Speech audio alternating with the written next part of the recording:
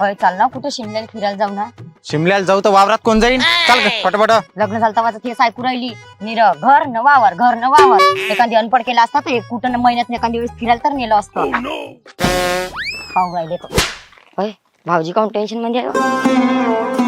ओ भाऊजी काऊन टेन्शन मध्ये आहे? माझी बहीण घेऊन पळाली का काय?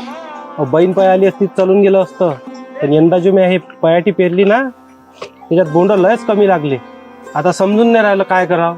अरे का माणूस आहे राजा, तुला पहिलेच म्हणलं होतं मी जो वाण पेरू राहिलो तो वाण तूही पेर. आता बसला बोंबलत. चाल बरं तुला माझ्या वावर दाखवतो कसा आहे तर. चाल. वाह भाऊजी वावर. तो वाण होय का हे? हे होय तुलसीची कबड्डी. झाड सरळ आणि उंच वाढते. रोगाले कमी न उत्पन्नाची हमी. म्हणजे भाऊजी याच्यावर रोग कमी येते. हे जे बोंड आहे हे बोंड मोठ्या बोंडाचं बोंड आहे आणि सगळ्या बोंडाले 80% बोंड निघा 5 पाकडीची बोंड आहे. याचं वजन आहे 6 ते 7 ग्रॅम. एक सारखे जवळ बोंड आहे. हे सिरीज मध्ये खालचं बोंड आणि वरचं बोंड सारखंच आहे. लहान मोठं कुठंच नाही आहे. या कापूस वेचायला सोपी आणि वजनदार भरते.